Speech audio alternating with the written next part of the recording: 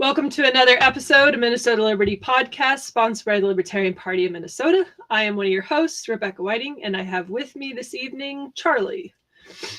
Hello. So TJ's he's out on a night in the town, is what I heard. So priorities, I guess. Nice. I guess I'm not going to give him too much of a hard time about it, but we can give him a hard time. Yeah. What's he going to do? Can't stick up for himself. But you can text me. Well, I'm not going to look at it though. Right. Anyways, so there's a lot been happening in Minnesota politics this week, last week, because the legislature has gone into overtime because they haven't gotten their stuff done, basically, right? And then also federal politics is kind of a mess right now too. Absolutely it is. Yeah, they just can't, our Minnesota legislature just can't get out of its own way. No. We seem to be in this embroiled battle between, I don't know, just two sides that can't get together. I hear some of them can work together. On some of the live streams from the House legislature, everybody says, "Oh, we work together on this bill," and that's great. But it's the important things that we seem to not be cohesive on. So, well, they did actually, I feel like, do something right last week. Because we've been talking a lot about the Defend the Guard legislation. Yep. And last week we had a couple of our guys that were hitting up the representatives and the senators hardcore, and spent several days down in St. Paul, basically talking to everybody, passing out literature, doing what they could. And the result is that now we have bipartisan support in both the House and the Senate for our Defend the Guard legislation, or our Defend the Guard bill. That's good news. That is fantastic news. Yeah. I mean, it's not going to go to committee this year because Bliss is still holding it up. Even though he said he wasn't going to, he still is. You know what? I'm just going to pop his information up here. I have it on I have it pre-populated, so I can just boop. There it is. That's how you call him and get in touch with Bliss. Awesome. But we made ground in, because with the way that the House is split, even you don't have chairs to these committees, you have co-chairs. Right. They have one Republican and one Democrat, and the Veterans Committee or the Veterans Division is no different. And so Bliss is now not the only chair. There's also a Democrat chair, and he sounds like he's supportive of this bill. Good. Bliss isn't. So, I mean, typically I'm a little more anti-Democrat than I am anti-Republican, but in this case, maybe the Republicans need to step up their game. Hey, I mean, the beautiful thing is that we rely on principles, and sometimes, people can see those principles and have a moral standing and say, "Oh yeah, this makes sense." Mm-hmm. It's easy to be surprised about who will come to your aid, when things like this happen. But you gotta face it with some gratitude and say, "Hey, we appreciate your support." Right? That's the way you play the game. When you can't go into a conversation and just assume that they're gonna be, I don't know, hostile. What's that? Hostile. Thank you. Yeah. Yeah. And that was when because one of Bliss's things, he's like, "Oh, the veterans don't support this, and the National Guardsmen, they don't support this, and nobody, none of them support this." I'm like, I'm the one that brought it to your attention. I am a veteran. Yeah. I'm just saying, maybe. Anyways, and when I took it to him, I figured he would be a natural ally because he's a constitutional conservative. Right. And I was like, this is constitutional law that we're, continually breaking. Right. Really funny because I talked to him on the phone. I learned a lot about politicians and just kind of the snakes they are this in the last one. But I call him on the phone because I've worked with him on other things. So I'm like, hey, what's going on? I want to talk to you about this. And then we started talking about it. He was like, oh, that sounds like something I could support. And I was like, all right, great. Woo, cha-ching, And then he was like, well, hold on a second. Let me go talk to some people first. Yeah. And let me see who's gonna back my like who I'm pissing off if I sign this. Yeah. And he normally, like, if I text him or call him, he calls me right back or texts me right back. Okay. And that's after he got that. And a few days later, I was like, so what's the update? And he ignored it. I was like, oh, he just doesn't want to tell me. No, I think it's funny when you go to, who did he say, like the generals or a general? Well, there's only 3 National Guards generals in Minnesota. So when he says a general is not for it, it's like, well, the last I checked, the civil service is still run by the people, right? So generals don't sit higher than the citizens. So no, here's sorry. the thing is that they well, there's a couple of things going on. Yeah. But once you get up that high in the officer rank, they are just complete tools.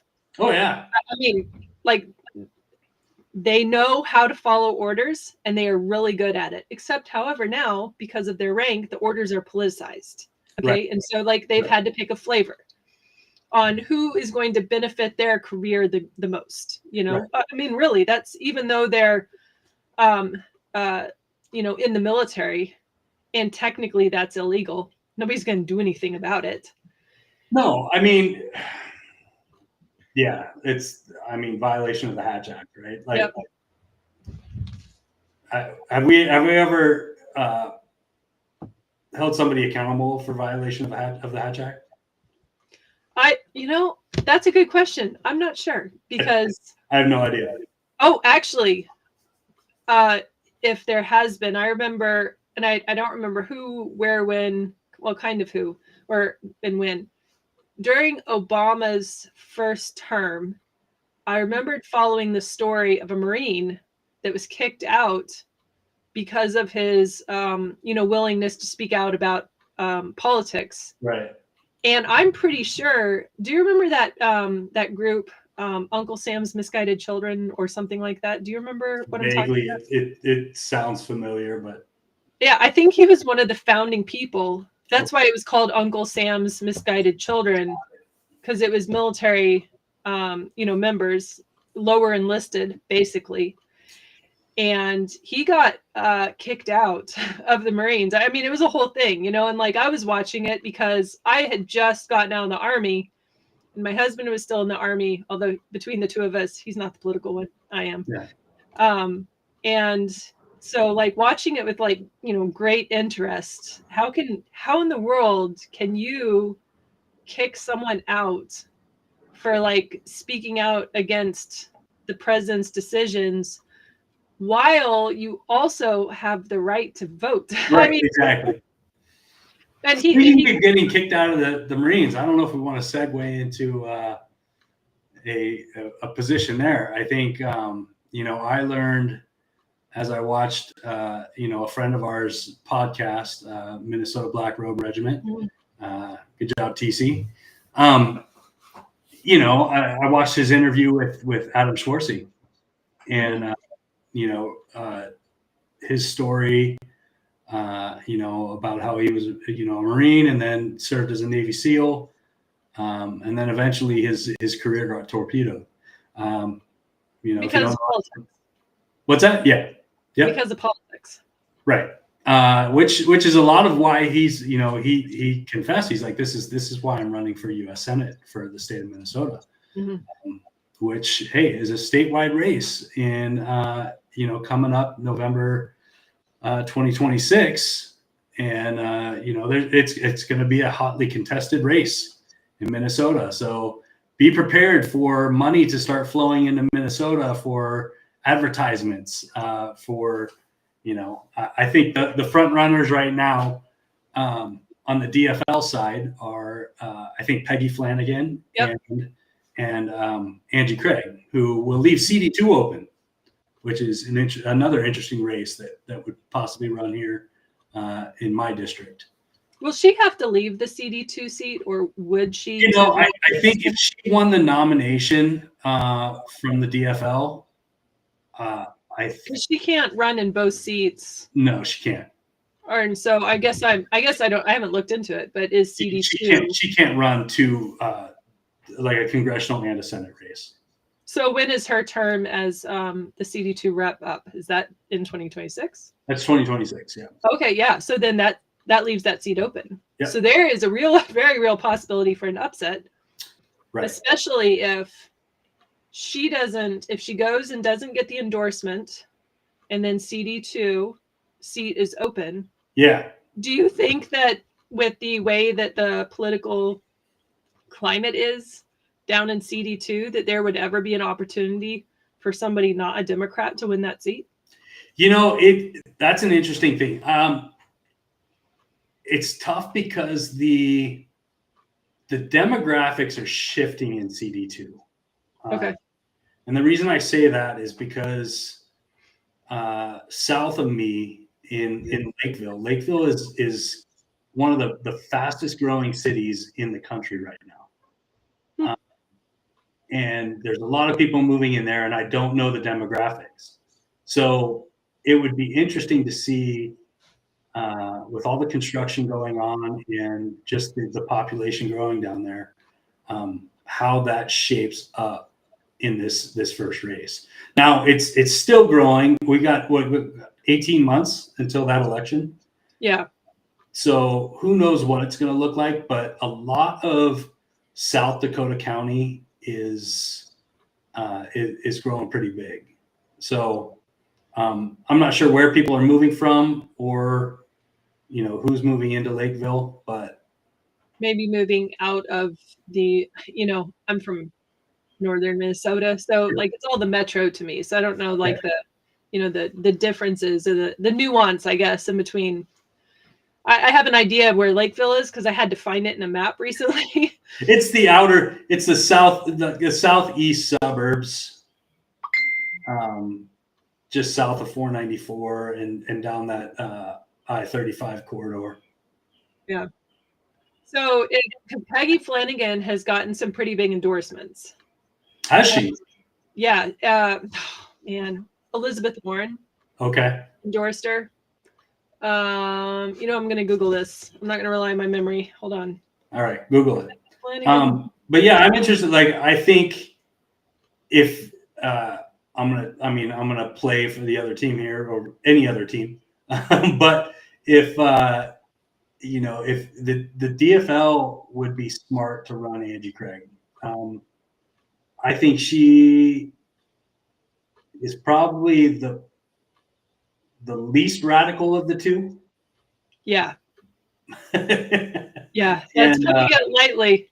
Yeah. I mean, much more, well, she at least pretends to be much more moderate. Yeah. Even like externally, like she's just not, I don't know. Peggy Flanagan like throws herself out there to be an extremist. Yeah, absolutely. And Angie Craig doesn't. However, I mean, if you look at Angie Craig's voting record, she votes in lockstep with the Democrats. So it's really not different. I wouldn't expect anything different, but like if you were to pull the party on the DFL side, I would bet that there are a lot of people disaffected from we'll call them the radical left portion of the party, right? And I think Angie Craig would be that more moderate. Not to say that she's moderate by any stretch of the means, but she would perceive to be the more moderate of the two. Yeah. Well, I mean, they both take their marching orders from the same people. Yeah. But with Ken Martin now as the head of the Democrat yeah, National Committee, they've been Minnesota's ripe for whoever to run out of that with power in their pocket. So Al Franken was another person that endorsed Peggy Flanagan. Okay. So she's got a couple of big names behind her. I think we'll see what happens. What could happen is that they just the result is that they just demolish each other. Right. Even then, it's going to be a tough road for anybody outside of the DFL to win that race. Yeah. I'm just. Or the Senate race. What's that? Yeah. The Senate race. Yeah. Yeah. So I think if they were smart, I think that there is opportunity for a political shift in the cities. Yeah. And I think that if they're I'm not a Republican, so I can part of me is hey, if you guys just did this, you could take the control away from the Democrats. And then the other part of me is but I just want to watch you burn down, I don't know. So, but if the Republicans, because right now they have zero presence in the metro, and that makes absolutely no sense, because that's who determines the political future of the entire state is the metro. It's not outer state Minnesota. It's not rocks and cows. It's the metro, and they never go there. No, they're they see it as a waste of time and a waste of money. And until you can go there, that's why people donate to them. I know. Until you can go there and start to say, hey, the people that you've voted for historically in the Twin Cities are not doing you any favors, right? They're not helping you out. Mm-hmm. You've voted Democrat for, gosh, what has it been? 20 years, 24 years? Long time. And things have kept deteriorating. It's just I don't know how to spread that message. I think a lot of people are waking up to it now, since COVID. And maybe 2024. Walt still won by a landslide. Well, and that's, I totally understand that. But that was 2022. Mm-hmm. I still think the narrative, it's 22.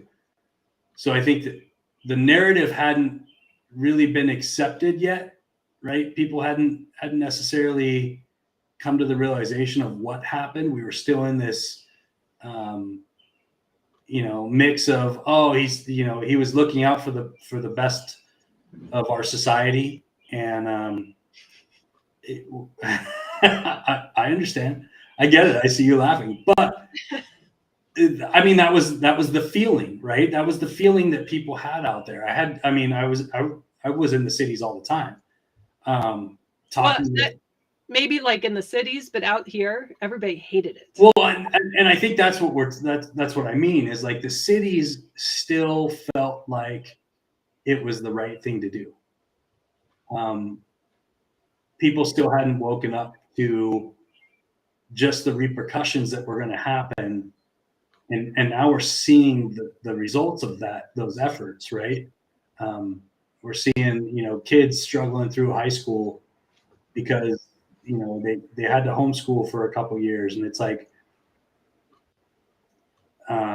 just the downtown is, people aren't going down there. And I'm not saying people aren't, because the clubs are still there, but you see all of the restaurants that are starting to close in the Twin Cities.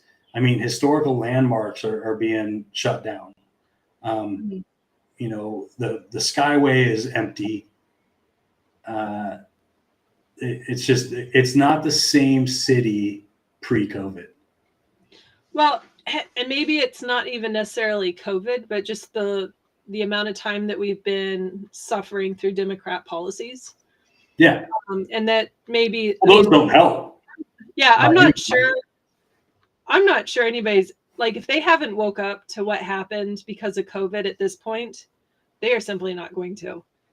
Right. What I think is more likely to happen is that the minority communities, the Native Americans, the Black community, the I don't even know, but anyways, I went to this thing, and I was, kind of sitting down and just observing from my point. Like, I just wanted to be there and to watch and to listen to what other people are saying. And one of the things I've very intentionally done in the last year or so is I spend a lot of time listening and watching liberal Democrat kind of podcasts and radio stations, and just to hear what the way they talk and what they're talking about, and kind of the things that they're gravitating towards. But I went to this thing, and it was about overly or unjustly incarcerated people, or like a group of people that where the justice system had like completely not just failed, but been used as a weapon to keep people down, and you actively went after them. Yeah. So I went and I just, went and sat and listened, basically. And it was an entire day of, examples and people and talking and like, very real stories, hearing it firsthand from the people that were experiencing it. And and this was at Metro State University. So okay. Is that St. Paul? Is Metro State University in St. Paul? Yep. Okay. I just followed the GPS. I'm from I didn't know. I was like, oh, we're here now. Oh, you were way far away from St. Paul. What are you talking? No, I'm just. I got there and home. Anyways, they were talking about how Democrat politicians basically used the justice system in inner city Minneapolis. So we're talking about like all of the years, literally decades of, oppressive policing, being disproportionately sent to prison for just absolute false accusations. But what are you going to do when your family has nothing? You have no money, and you rely on the attorney the county gives you, right, who's useless, by the way. Public defender. Yeah, and they were talking about how like the politicians that were the attorney generals, or not the attorney generals, the county attorneys at the time, used their successes, and I say that very loosely, like quotation mark successes, of sending people to prison for these, violent crimes, life sentences, murder, going to prison for life without parole, these big things, and using it as a stepping block for their own political careers. But the people that ended up in prison were never guilty. They were just like basically like and it sounds crazy, right? Like that just sounds like where in the world does that actually happen? If I hadn't done any research on Kamala Harris, I would say it sounds crazy. Well, Amy Klobuchar is no better, and that she has her sights on the presidency also, because she's already tried to run. Well, she made it far in the primaries in 2020? I think so. Yeah, because right? she's you look at her like social media, and she doesn't say anything controversial. All it is pictures of her standing with people, smiling, right. And I just, so her entire like personality is around being Minnesota nice, oh, I'm going to do this for you. I'm going to stand up for you, and I'm representing you, which, she has mastered that skill of manipulation, like how long has she been in the Senate? She's been in since 2006. 2006. Okay. So I think she was, she was a lawyer. Yeah, no, she was the Hennepin County attorney. She is directly responsible, the reason why there are innocent people in prison right now that can like go back to what she did to them specifically. Yeah, so it seems to be like a winning playbook is almost the thing, right? It's like, hey, be a lawyer, right? Be a lawyer, be an activist. Which Get is in bed with the now get you're in bed with the police departments. yeah, but at the same time, it's like you're, and I'm not saying that there's like, I don't want to say like impugn that there's corruption, but there's corruption. There's corruption. But at the same time, it's like, okay, you would think that like her base is directly the people that she's incarcerating, which sounds counterintuitive. This is what I think has happened. I think, and maybe I'm way off on that, and that sounds crazy. No, you're not, because they like so I went to this thing and I watched. They specifically called her by name and said the exact, like, she used them to prop up further her own political career. She's not the only one. She's one of them, probably the greatest example, because she's a sitting U.S. senator, and used essentially like their suffering for her own benefit, created their suffering, and not just used it, but created it to prop herself up. And this is how Minnesota politics are, right? And so when we're talking about, like, we have, the COVID lockdowns, but in Minnesota, that's not all there was. We also had rioting. Minneapolis was literally on fire. And so you had, all these years of all this buildup of anger, justifiably so. And then the lockdowns and the shutting of businesses and, people losing their livelihoods, putting their futures at risk. I don't know, my family, we lost 2 jobs because of COVID shutdowns and mandates.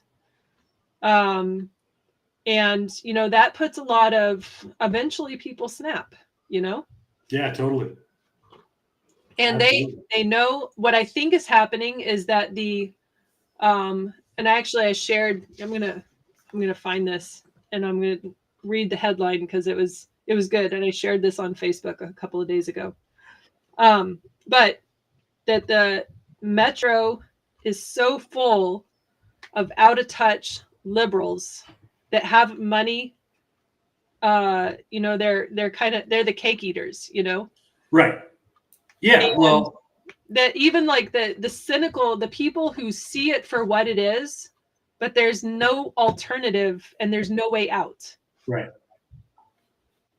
Well, there is a way out. It's just going to take a lot of time. Yeah. And I think, it comes with just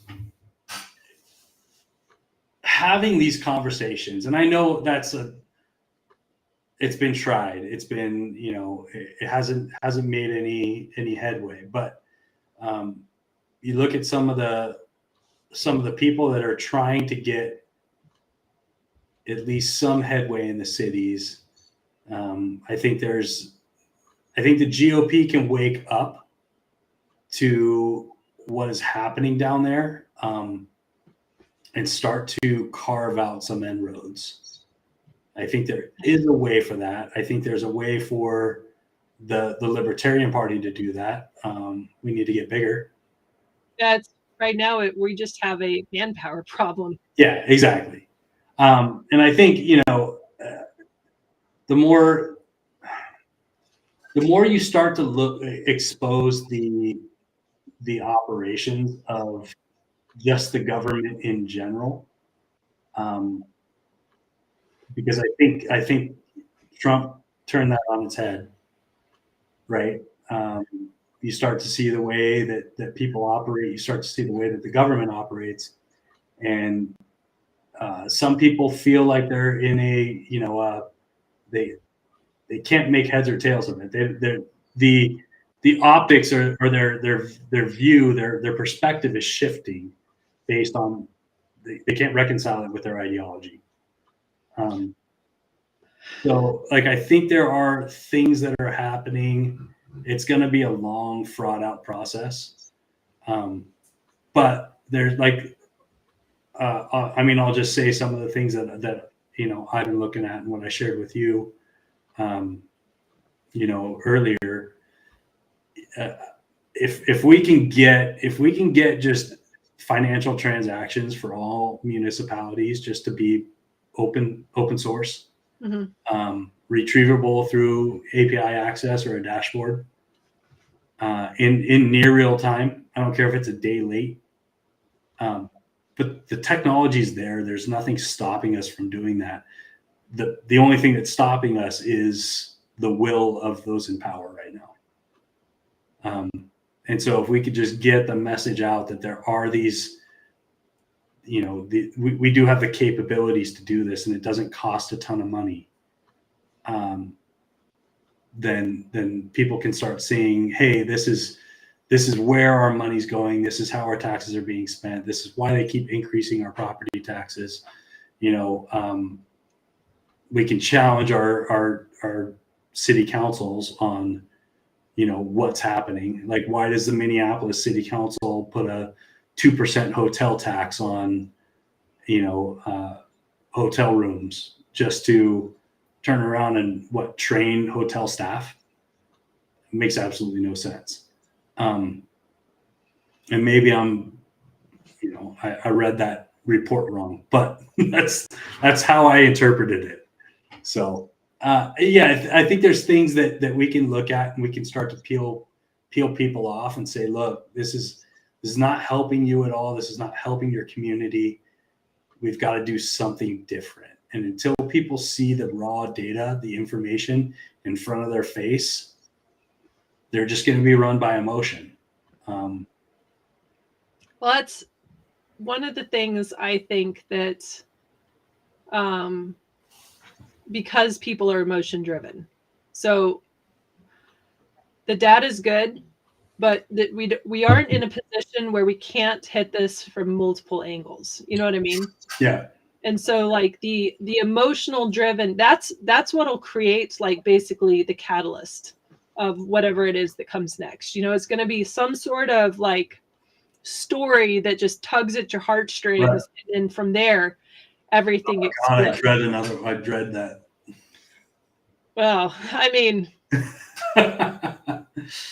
I totally get it, but that's how those are the ignition, right? That's the spark that lights a revolution or something that. Yeah. And I mean, at this point, for us to change things the way that it needs to be changed, we're almost moving out of that possibility of just being able to do this nicely. Yeah. And being forced into the position of revolutionaries. Yeah. Well, and so I think that's what I see it the same way, and I fear it, right? Because as much as I like the idea of what Doge has done, like what Elon Musk did and what Doge did, I look and I go like, it was so hasty, and I get it. There's people that had a different perspective than we do, right? That we were facing a cliff and something needed to happen. And what's insane is that, hey, we did do some things and then we never voted on them. Well, now they're just voting on more bills to spend more money. Well, and so that's my point, is like the same exact people that brought you Doge, by the way. Exactly. So what did we accomplish?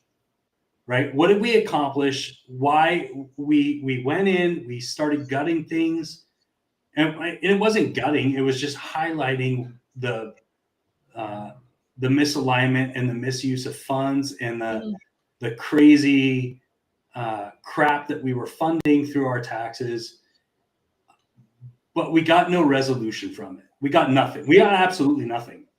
See, here's the thing. I think when you hit a certain point of cynicism, yeah, you just expect that. I don't know, and that's kind of where I'm at. Like, oh, well, this sounds nice, but see, this because the people, they never follow through, and it very quickly. I mean, this is May. Yeah, Trump's been president since January. Right. So 4 months, and we went from Doge to just pass the big, beautiful spending bill. And he hates Massey. This It's doesn't make any absolutely sense. ridiculous. And you know what? He should get criticism for that. He should be like lambasted because we passed this massive spending bill. I don't care what he thinks we got from it. The investments from Qatar, the trillions of dollars that are going to be pushed into our economy. And it's like, yeah, But whose economy? It's not going to benefit us. how long is that going to last? Yeah. All we're doing is kicking the can down the road again. So, speaking of which, did you see the video of Massey doing No, he presented I'm going to butcher this, okay? But he stood in front of, and he is like, I offer an amendment. He was like, I want to change the name of this bill to kicking the can down the road and other business.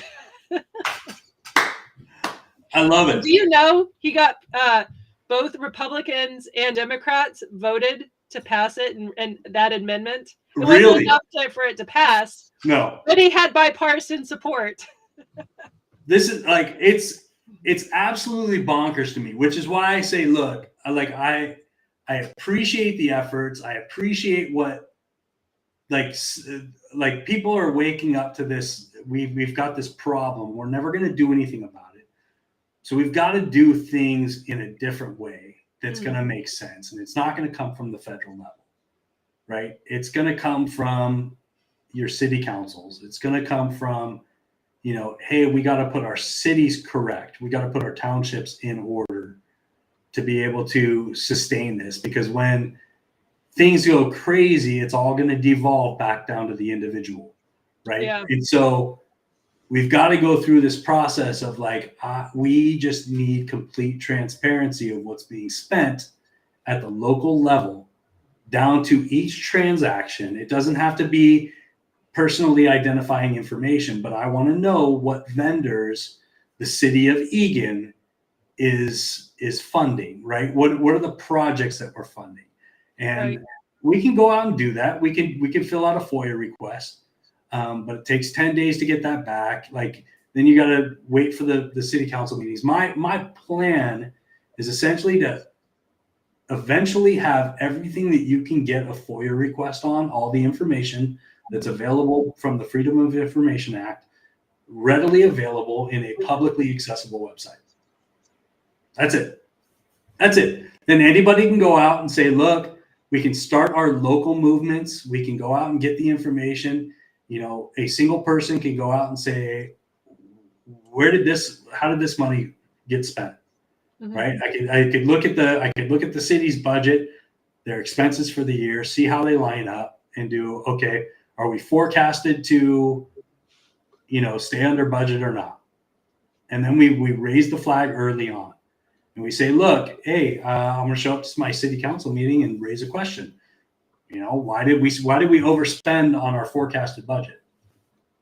What percentage of our dollars are coming out of our general allocation fund?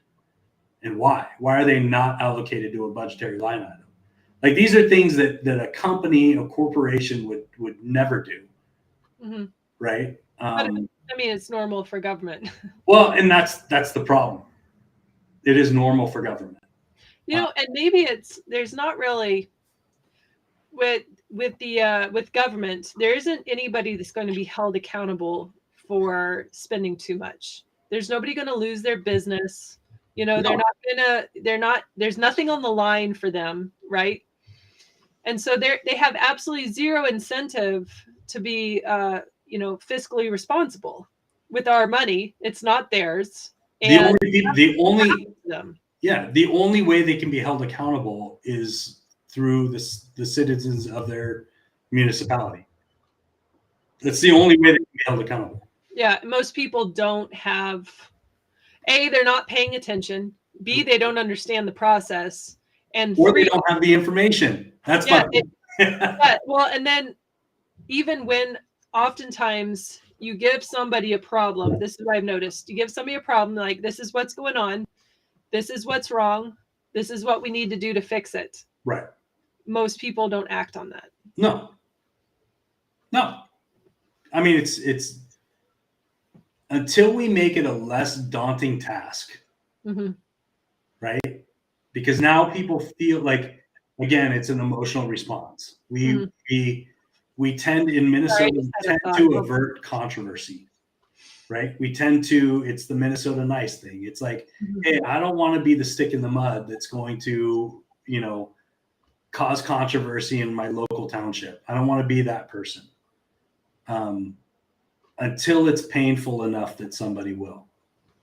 Well, and we live in a society that has a lot of, safety nets.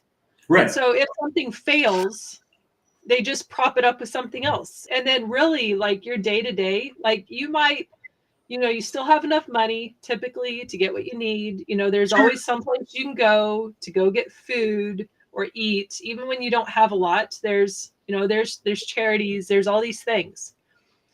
However, originally I'm from New Orleans, and so maybe it's watching that doesn't know that I am originally from New Orleans, and I was in New Orleans when Hurricane Katrina happened. I was outside of it, but that's where I'm from. So it only takes less than 3 days of people being fully cut off of what they have to just lose their absolute minds. Like people that desperation does. You don't know a true character of a person until you get them, at a point of desperation, and then they're willing to do things they never would have considered before. And so if we have a kind of government that's like, oh, well, this didn't work, but don't worry, we still have our basic needs met. Right.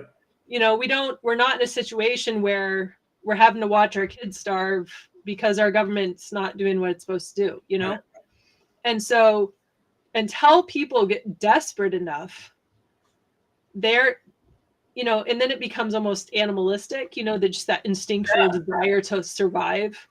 But and there's no rationalizing it. You can't rationalize it, right? You can't. No. Yeah. I mean, people on their own, in a sense of that have some sort of sense of safety and security, are not going to want to screw it up what's going on around them, even if it's not as good as it could be. Right. Because they don't. Anyways. I mean, I know it's not. It pales in comparison to your analogy. Your that was an extreme example. But I go back to COVID, right? We had a run on toilet paper. Yeah, well, some of you did. Some of us are already natural covers. In the cities, we had a run on toilet paper, right? The shelves were bare of toilet paper. You couldn't find toilet paper at Cub or Hy-Vee or any grocery store anywhere. It was gone. And you're like, ooh, people are getting pissed off. I didn't really understand that because of all the necessities that you absolutely need. Toilet paper is really not that close to the top of the list. No, but that was the thing. That was man, I got to go out and get some toilet paper. And it's like, no, it doesn't exist. It's not there. Yeah, well, it was like that here too. Except we don't have a whole bunch of places you can buy toilet paper. Yeah. We have a Menards, a Walmart, and a Target, and that ran out pretty quickly. So, but there wasn't. Yeah, Bemidji's a super small town. I was thinking one of the things that maybe now. I mean, okay. Part of me is like, oh, I need to rely on the NAP. The non-aggression principle. But the other part of me is like, if we brought back tar and feathering, maybe the politicians would take us a little more seriously, or public hangings. I don't know. I'm not threatening anybody. I'm just saying that if it's a different set of circumstances, that maybe there should be some accountability. And I don't know what that would look like, but I know they think the political used tar and feathering in the past. Are you saying that I'm going to try to phrase this correctly. The political, not elite, because we're dealing with local people too, but just the politicians have gotten comfortable being politicians. Oh yeah. Well, and there's, I don't remember where I saw it today, No. but it was something about, like the people, I'm going to butcher his quote, right? No. But the people that are drawn to places of authority are the ones that are absolutely should not have it at all. Right. Like they're and there's those of us that are like, well, I don't really want this job. I want to just live my life. Like we're not going to be the ones that use it as a war hammer against normal people. But the people that want that seat, yeah, because of what it brings them, they absolutely will use it as a weapon against normal people that won't comply with whatever it is they demand, And I will say, like, for the most part, I don't think the local governments are as bad. I'm just saying this, like I know I'm probably saying something completely crazy here, but living in a suburb like Eagan, there's a lot of things that go into play. There's a lot of the, hey, we're going to complain about the airport and the air noise from the airplanes that are flying down the corridors, and and so those are minute things, but those are relevant issues to people living in a suburb, right? The parks and the road constructions and the county electrical co-ops, right? Those are big things that infrastructure wise is a almost a necessity now. Like we've gotten way too used to them. I completely understand the notion of going off grid, right? And going, hey, screw that noise. We don't have to do it anymore. But we're talking about, 70,000 people going off grid, which would turn into chaos, right? Oh, yeah, but not my chaos. No, exactly. And I totally understand that. And I empathize with that. And, but at the same time, there are things that we need to be able to do to increase the awareness of just how our cities function. There are people that are really involved in it. Don't get me wrong. I mean, there are people out there, but I would say most of the population are disaffected from politics whatsoever. Oh yeah, most of them are. Well, every once in a while I'm like, there's something that highlights the differences of the metro and outstate Minnesota. Yeah. Air noise and city parks is probably those are up there. Those are up there. We don't have either of those. Every once in a while I'm like, is that a plane? Yeah. There's nothing. What are they doing way up here?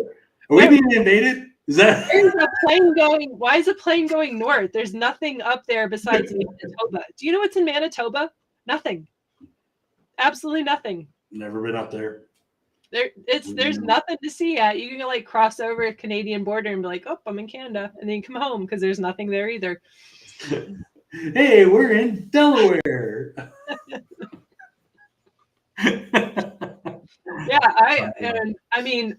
I think typically I assume that if I see like airplanes or something out, we have like spotters that fly around, especially this time of year, that look for forest fires. That's kind of, I don't mind them. They can make all the noise they want to. That makes sense. Yeah. Anyway, we talked about at least, the DFL side of that Senate race. I'm kind of bringing us back onto that topic. Oh yeah. Thanks for that. What about the GOP side of that race? I have a feeling I know what's going to happen. The GOP has two people that have claimed they're going to, or are running, not claimed, but are running. That's Royce White and Adam Schwarzy. Royce White, after he ran against Klobuchar and got absolutely demolished, by the way, he that day was like, well, I'm running again. Right. As if that campaign was like a beacon of successes they were going to build on. I I don't see how he could possibly do this back to back. I think that he's, actually, I should just be nice. Sorry, I was gonna I don't have a very high opinion of him. I understand that. I mean, he's a, how do I put it? He's a brash speaker. He doesn't give an F. I mean, there's also not caring. Yeah. But you can not care and also be respectful. Like, he's just completely undisciplined and immature. Yeah. And that's even, I will say, I think because of his, it was fortuitous that you got a lot of the votes because people did not like who he was, right? Yeah. So I thank him for that, right? Yeah. thanks for being an absolute crap candidate. The best thing that could happen to our party is if the GOP nominates Royce White again. Right. I just, honestly, that is an opportunity for us. Please do that. That collapsitarian is always kind of back there in me. I don't mind them making bad decisions, because then I'm just like, see, guys, I told you they're not going to have the answers. And here's another example why, so. Yeah. Yeah. So looking at, let's see, Ballotopedia. If you've ever been to Ballotopedia. Once or twice. So right now. Is that the last election cycle? What's that? Is that the last election cycle? Well, the last election cycle states, basically 56% to 40%. Yeah. Right? And so when you lose by 16% of the vote, you got your ass kicked. Yeah. But it's interesting because on here they've got a couple of people that have declared for the U.S. Senate race. We've got Angie Craig, Peggy Flanagan, right? Adam Schwartzy. I hope I'm saying his name right. Yeah, I think it's right. Royce White. But then there's a couple other people on here. We've got Billy Nord. That's a new one. I haven't. Not sure who Billy Nord is, but it'll be interesting to look at these. So there's Billy Nord for the DFL, Raymond Peterson for the GOP. Yeah, I don't know who that is either. Mike Ruoho for the GOP, and then Marissa Simonetti, who's unaffiliated right now. I think she's out in. She ran for state legislature. West of Plymouth, maybe. Oh. West suburbs. Yeah.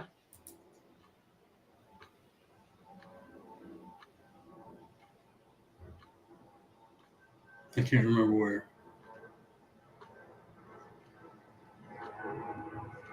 Well, they don't. I know of at least one other person that's running that's not on there, but I don't. She's another Republican, and she ran last time too, and then obviously didn't make it through the primary. Oh, and if she's watching, I'm really sorry, but I totally forgot what your name is. Dang. I don't know what you're talking about. It's a.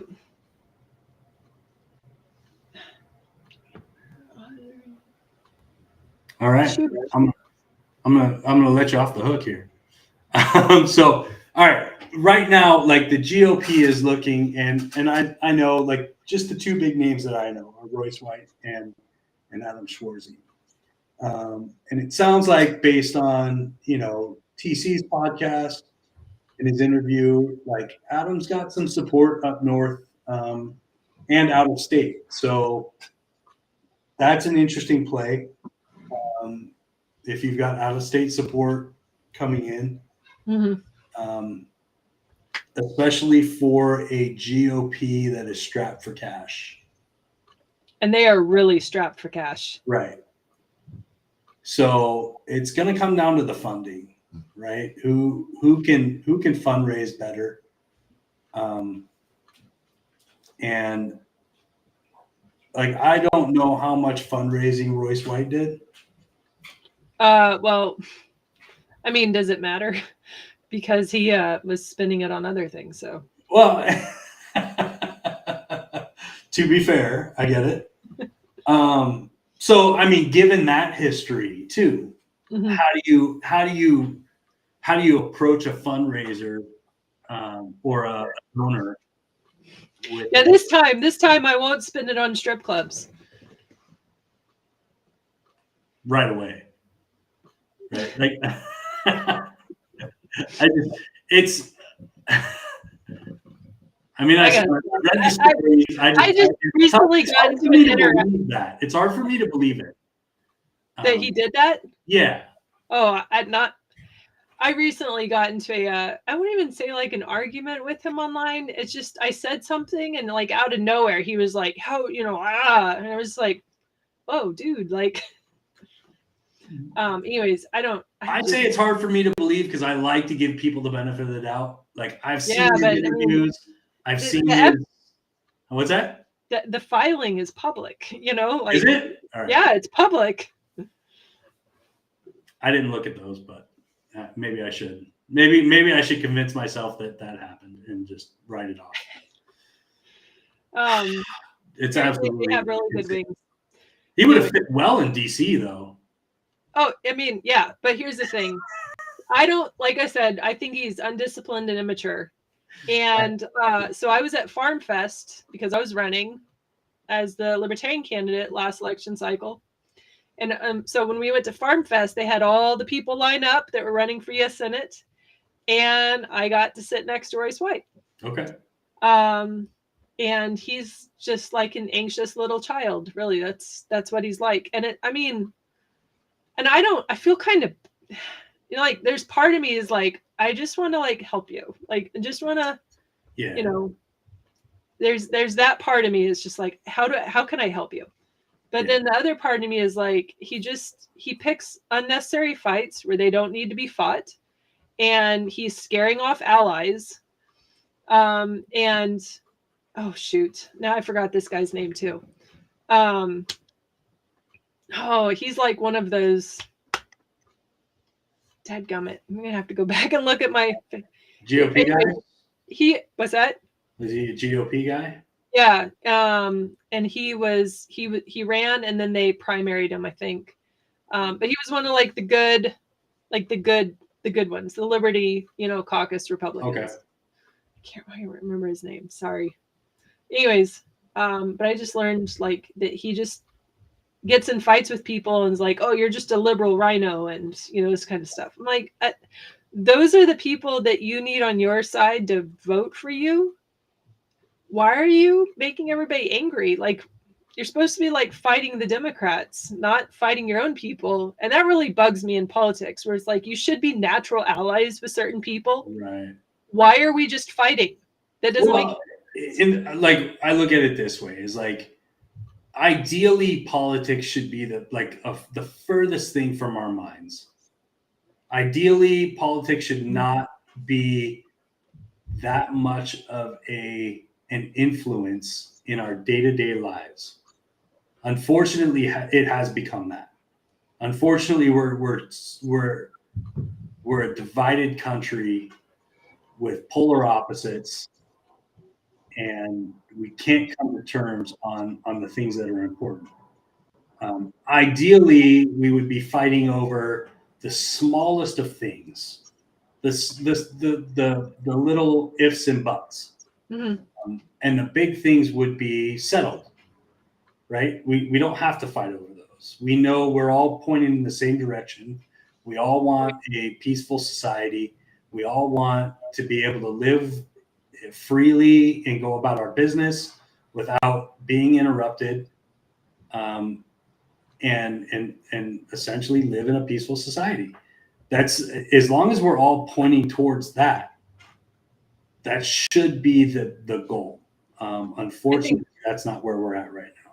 The methods on which we get there is what people get hung up on. Right. And however, there are some, and again, this is another one of those, the position attracts sometimes the people who just want it for the bad, the wrong reasons. Right. And so when you're running somebody in a position, especially like a position that's kind of up there, like U.S. Senate, for instance, you're going to have people that want to run just to help boost themselves up, as their own like personality or, whatever. Like they're not actually, anyways, I think that was him. Yet now I'm a little irritated at Royce White. I get it. I get it. But I was like, you're an idiot for just like picking fights with all your friends. Like, why are you picking fights with your friends? This doesn't make any sense. Should be friends, like we should be friends. I see it as a maturity thing. Yeah, that's what I mean. He just can't keep himself pulled together. And if he can't keep himself pulled together in a circle of allies, how is he going to do that in DC with all the actual pressures, know? And I think it's an ego driven, going in as a freshman senator, you're not going to get shit done. That's just the way it is. You're not going to have any pull. You're going to get he was a professional basketball player, right? Kind of. I mean, technically. Well, yeah, he was. Whether it was he played overseas, but that's beside the point, right? He's got to understand that going in and coming out of college and joining a professional team that's essentially the jump he's trying to make, right? You're going to join a professional sports team. You did well. You were a great athlete. You stake your claim. But when you get to like a top team, professional level, there's nobody's going to take it easy on you. No. Nobody's going to go, oh, you're the big name coming out of college, I better just back down and give you my starting position. It's not going to happen. Right. It's not going to happen. So if he hasn't learned that lesson. Yeah, politics in DC is going to be a lot more cutthroat. Right. People are going to be battling for their positions. Right. Like you're not going to be like, oh, I just need to win the coach over. No, dude. So the other candidate, Adam Schwarzy, is the one I think is a little interesting. Because he seemingly came out from nowhere, right? Like that's, right. And he's got a degree from Harvard. He was a Navy SEAL. He was a Marine. So he's got a lot of these things kind of, like the boxes checked that I think that people want when it comes to taking somebody seriously. Right. But I strategically trying to overcome the Democrats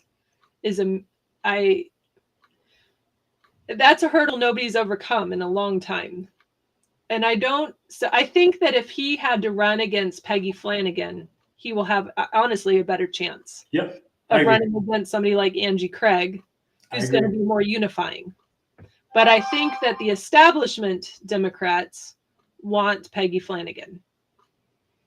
So I think that we'll see a lot of money pumped into, there's going to be a lot of money, but there's going to be a lot of money into this race regardless. Right. Because the Democrats going into this race not united means the Republicans actually have a chance. Right. So as long as they do all of the groundwork in the metro, they've got to go like it. They will get, just by having that R at the end of somebody's name, will get them all of the outstate Minnesota vote. Yep. Without doing any outreach whatsoever. The metro is where all of the work has to center. Right. So then you get, I don't know how much time we have left on here. But... Oh, we're already over time. It's fine. All right, cool. All right. Oh, we're going long. Not only, I know we talked about the Senate race, but there's 4 other statewide races November 2026. Oh. Right? So Governor Walz is up for re-election. Is he going to run again? That's the question.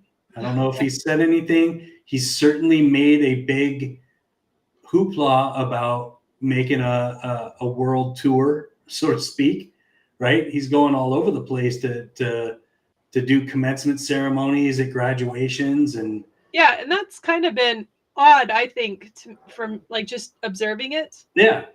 Why? Why is he doesn't Well, have to initially, appeal? I thought he would be running for Tina Smith's seat. But then Peggy Flanagan said she was. Oh, here is something that I did hear though, and probably mostly reliable sources, but then again, how the rumor mill works. But the Democrats really thought they had it in the bag for the presidential race. Right. They thought that Kamala Harris, however you say her name, Don't mispronounce her name. and Waltz were a winning ticket, and only in a liberal. I'm going to stop you there because I don't understand how anybody who's ever studied politics would ever think that that was a winning ticket. I know. Okay. Oh wait. So actually, circle back. I did find that post on Facebook. I was like, oh yeah, this is. Now I got to find it again. Hold on. It's coming. Oh no, it reset. I'll find it again. It was basically the police chief O'Hara in Minneapolis claimed that the white liberals there are I'm not sure. I'm going to butcher this. Bourgeois. Oh yeah, the bourgeoisie. Yeah, the bourgeoisie, or however the rich, the cake eaters. They're so out of touch, and he called them, basically like rich and out of touch, and they don't get it, which is true. Like it's just. Have you ever like had like that rich liberal look down their nose at you and been like, oh, I know what's best for you, and it's just like you just want to like, oh gosh. All the time. We deal with it in corporate America. I guess actually being in Bemidji, I don't actually deal with that very often. Oh no, nice. I deal with it all the time. All the time. They, I'm not going to say anything as a consultant. I can't. Well, let's talk off script. I'm just saying. There absolutely are people in positions of leadership that have no history to stand on. I don't know if I can put that correctly. Like there are people that have gotten to where they've achieved what in their mind is success through monetary value, right? They've achieved a certain level of income, and they think that affords them the like a rite of passage to be morally superior to anybody else. And it's sad, number one, because you see them making big decisions, but they've got very, very, like some people, I'm not going to say all of them, because some of them have a lot of experience. And some of them are really good at what they do. It's just, they have a false sense of reality. Yeah. Well, they haven't thought the vision through clearly. Right. They might think in a certain time that, hey, this is the best decision for us right now. Well, right now is very quick, and it moves fast. Like time moves quickly. And so your decision for right now might not be the best decision for the future. You might be creating, a gap. You might not be making I get what you're trying to say, but a lot of people don't have that, like that visionary kind of mentality, like being able to like see, all the forks in the road and where they lead based on what you do next, right. And be able to like think that through critically. Well, and unfortunately, when it comes down to it, they don't necessarily trust the people that have been there in the past because they don't see them as valuable. Right? Yeah. I've seen it a number of times. It's like, hey, when somebody who's been through the shit makes a recommendation because they've seen it before and they know to avoid the minefields that await them, Mhm. Yet you have a leader that's going to trudge ahead and say, no, we're going to do it anyway. It's like, well, you're not being mindful of the pitfalls that lie ahead. It was funny. I made this comment. There was somebody said, hey, there's the Gen Xers and the millennials and the whole, battle between the generations and all this stuff. And he said, well, as a Gen Xer, I have to say there's this pocket of people who are the Zennials. And I think it's between like 77 and 82 or whatever like that were born. So that fits my time frame, right? Me now, too. this is that's perfect, right? And they're like, we appreciate you for being able to speak millennial and be able to interpret Gen X and understand where it comes from. And I'm like, we were the Gen Xers' best friend's younger brother, right? That tagged along, that was the annoying person that was like, hey, but we still were cool enough to hang out. Yeah. And so it was funny because I was like, they were saying, oh, we're the Oregon Trail generation. And I'm like, yeah, to some respect. But I think growing up on Minesweeper, right? Yeah. Being able to figure out just how close to the edge we can get without setting off the landmines, right? Yeah. It's growing up, and maybe that was like a government experiment too. It'd be interesting to see if that was setting people apart by how far you get. We were part of the severance, like. I was actually not bad at that game, by the way. It's an extreme test of like, what is it, like deduction? Because then you gotta because you're working problems backwards. Exactly. And I'm like, that was like some hardcore military training. Like, how do you identify? Yeah, that's probably why I did so good on the ASVAB, honestly, come to think of it. Because that was pretty similar. I'm telling you, like I started thinking about it, and I'm like, oh, there's some parallels here, and I wonder if we did a study on who created Minesweeper, whether it was the CIA or not. I don't know. I haven't thought about Minesweeper in a really long time. My mind started going off into alternative scenarios. So it was my junior year of high school when we got computers. Okay. And southern Mississippi, southern Louisiana coast. There's not.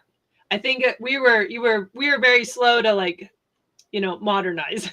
I grew up in California. Like we. So we were a lot further detached from Silicon Valley.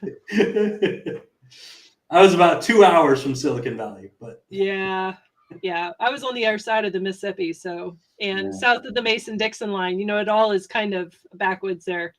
Backwards is what I meant. Backwards and backwards. We had skateboards and everything. You're gonna love it. Okay, so I was telling my boys went camping this last weekend, and which it was only like 30 degrees, by the way. Was it cold down in the metro? Oh yeah. Because it was cold. Today's the first day where it's kind of started to warm up. It's been cold. It's May. Anyways, but they went camping in like this, and it was 45 minutes north of where we live.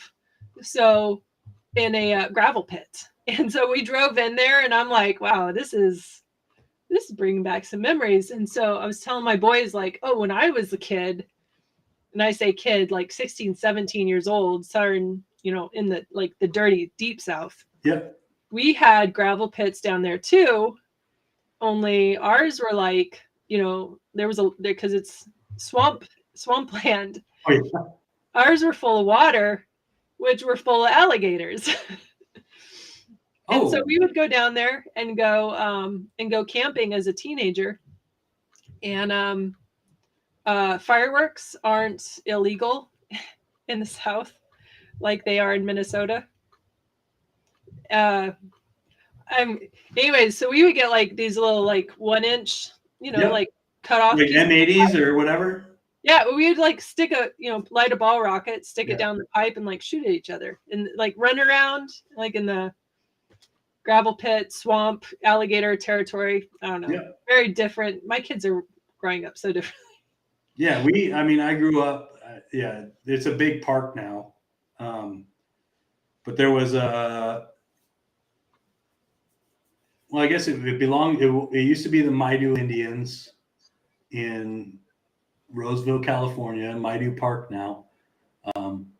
But basically, it was an empty field, like just like a 200-acre nothing field, right? And so we used to go exploring, and there was a creek that ran through it, and we'd go creeking and Did the creek have water? play army, whatever, threw out there. And Yeah. So did the creek have water back then? what's that? Did the creek have water?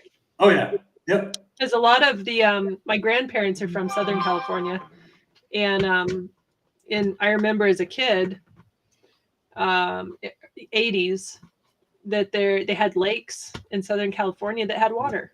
Yeah. And then by the time I was a teenager, there was no water. Nothing. So, but anyways, probably okay. So I guess we do the official stuff. LPMN.org. Join the party, hang out with cool people like us. Yeah. We have affiliates as far north as Bemidji, as far east as Duluth, as far south as Mankato. And so if you want to get involved, get in touch with a group of people, lpmn.org, you can find all that information there. We do have other things going on. We have some activism training, and I don't know if that link is on the website, but if it's not on the website and you're very interested in doing activism training, which I think is something that the left is just mastered. Yeah, they're everybody else is working to catch up. So this is one of our attempts. Like knowing the strategies and having, fine tune what works for us and what our goals are. We have activism training coming up June 7th in Roseville, Minnesota. And so info@lpmn.org, if you're interested, we can get you the information if it's not on the website, which I'm not looking at the website, so I don't know. And then we have Grand Old Days. We have an event there. We're going to have a booth. So if you come by St. Paul, say hi, join the party. There's a lot of other things too. So at info@lpmn.org, just looking for ways to get involved, become part of, building an affiliate. If you don't have an affiliate in your area and you would like one, we can get you that information on how to start one too. So that'd be cool. That's kind of how I got involved. Because we didn't have an affiliate, and I was like, well, let's just make one. And then boom, all of a sudden now we're here, so absolutely. That's how it happens. But lpmn.org, donate, join the party, become member, any of that other stuff. But it's filled with a dedicated group of people on ensuring that the future of Minnesota is done the right way, not just the right or the left way. No, that was wrong. Not done the right or the left way, but the free way. The freeway. That sounds wrong too. I'm gonna have to work on that. We'll come up with a slogan. Yeah. All right, cool. Yeah, definitely join. Always looking for people to volunteer. And run for office. Yeah, run for office. Help change the way that your local community views government, right? So we will see y'all next week. I'm sure the government will give us more content in between now and then. Why wouldn't they? They've been good at that lately. All right.